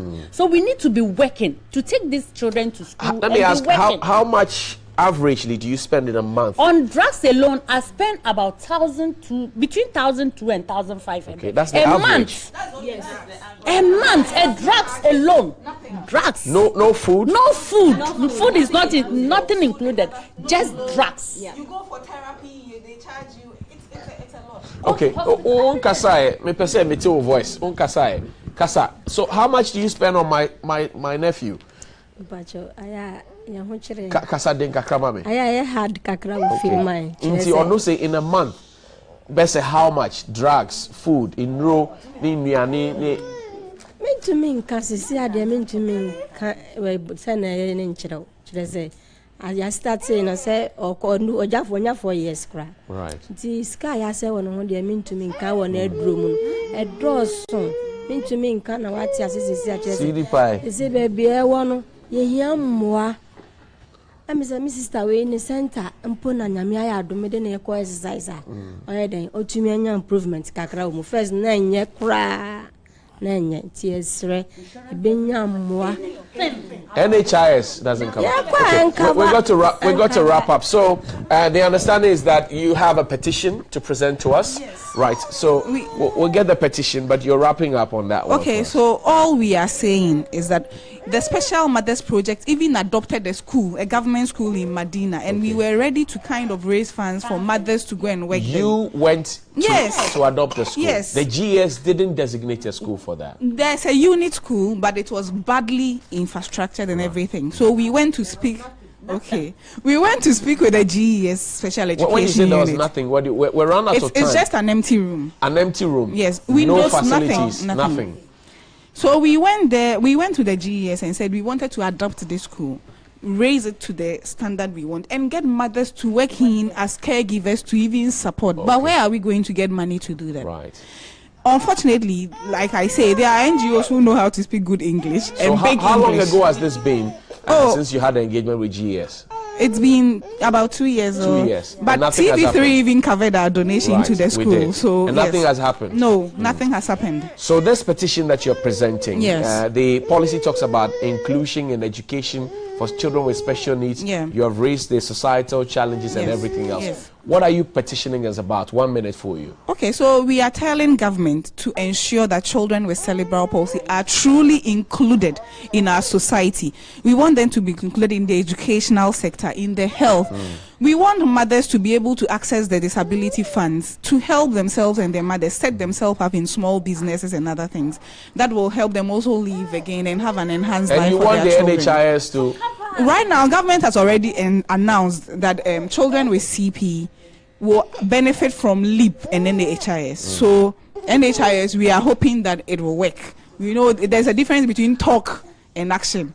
So we are hoping that we can walk our children into the hospitals and they say, oh, this is cerebral palsy child, so free health. Let me assure you, and let's do the presentation on camera. Let me assure you that this petition will see the light of day. We'll take it to the gender minister. Okay. We'll take it to the education minister. Okay. Everybody who matters. If it means we have to take it to the first lady, we will. Okay. We will see that this is properly done, and so we can get help for these people. So we feel your plight at TV3, and we associate with you, and we want to thank you for coming, and we say that we'll support you.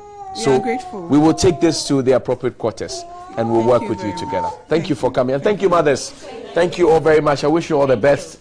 Thank you for coming. So now here we go back into the studio from one issues largely affecting women. We'll talk about the Executive Women Network. And Amma will do that conversation right now. Certainly. Thank you, Johnny. And indeed, it's been enlightening to know what the plight of mothers who have children with cerebral palsy. But we'll take a break at this point. When we come back, we'll talk about EWN. Stay with us here on NewDay.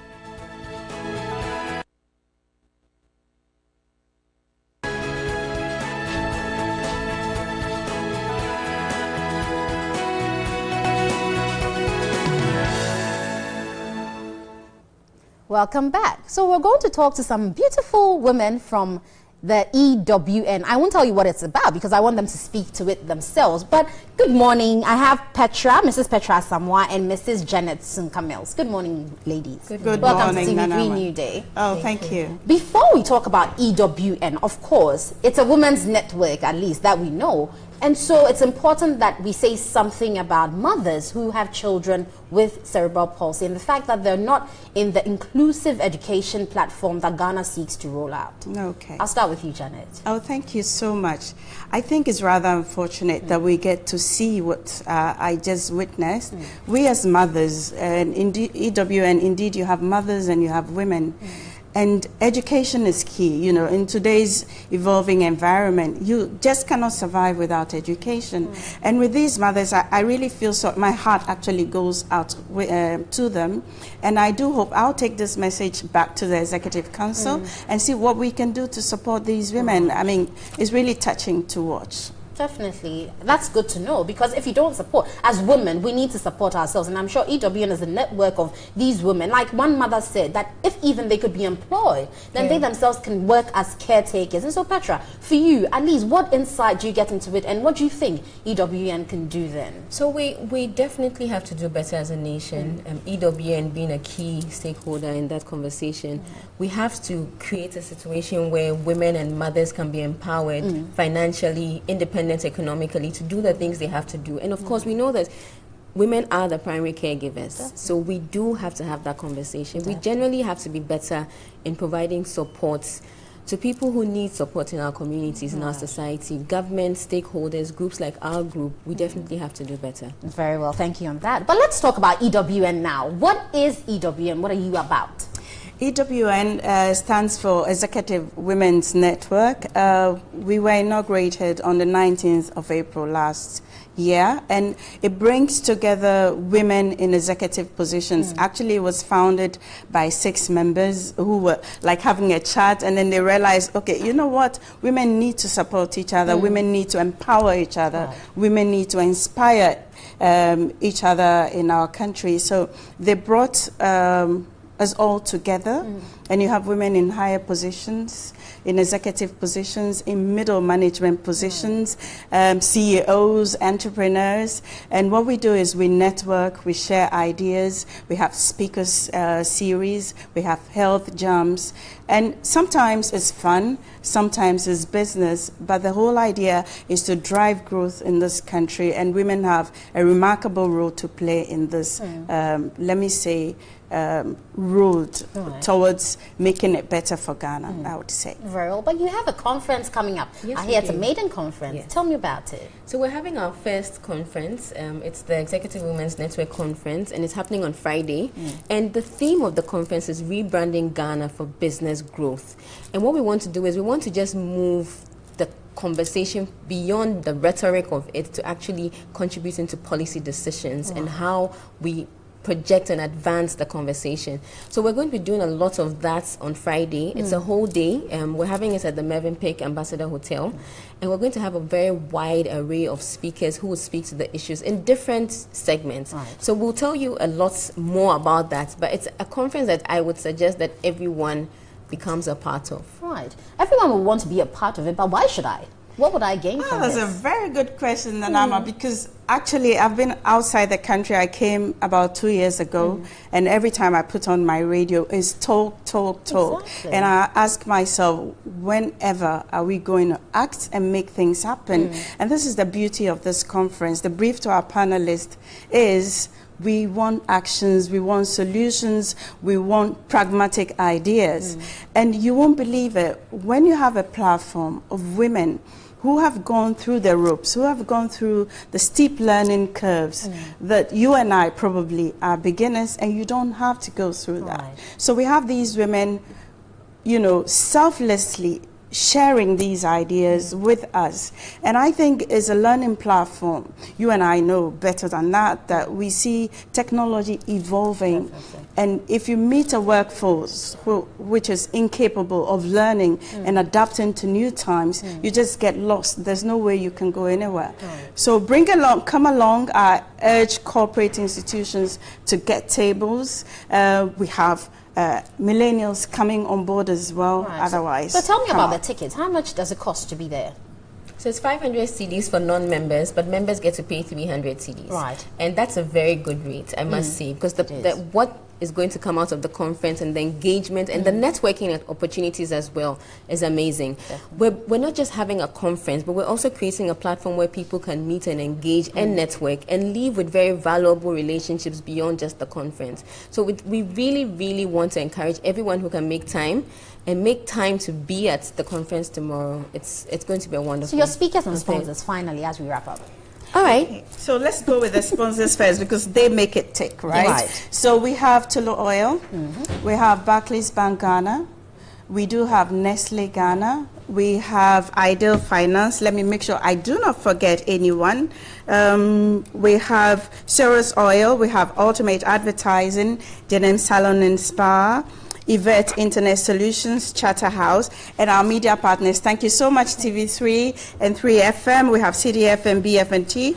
And lastly but not the least, Upendi PR. Very well. And your speakers, maybe one or two. So we're having the First Lady, who is going to be our guest of honor. Right. We're also going to have Mr. David Ofosu-Dote, Executive Chairman of ADB and David. And we're having a very wide array. So we're going to have Madame Lucy Quist there. We're going to have Mrs. Achiano there. Nice. We're going to have Professor Hinson there. We're going to have the President of Ashesi University, Patrick Ewa, speaking. Several people. It's going to be amazing. So it is going to be a network of women, and the men are allowed to come, right? Yes, so Johnny will be there. Yes, definitely. Johnny will definitely join. We have male speakers. Right. My dad was friends with Mr. Achano, former fire service, so I know Mr. Achano very well. Okay. So I'll be there, hopefully. I like women issues. Cesar Jonah will be there as well. Yes, so I like women issues. So definitely on Friday at the Mövenpick Ambassador Hotel, EWN will be having its maiden conference. So you should make time to be there. But that's all time. Yes, that's my boss, actually. Head of commercial at MG Radio. Big woman. We will be there. Okay, sure. We'll see you again tomorrow. It's Throwback Thursday. It is. And we'll be showing you some very exciting pictures. Do you remember the soakings we used to have back in the day? In the afternoon? Yeah. With sugar and milk with Nkati on it. Yeah. Floating. If you had a bad grandmother, she'd put more salt. Anyway, guys, I'll see you tomorrow. Witch Hunter will be back. Of course. Yeah, he's been released. Enjoy. Finally. And 5:30 p.m. Speak Your Mind on 3FM 92.7. We'll be saying it as it is. Phoning, send a text, and let's blast them. That's all right. of them. See you.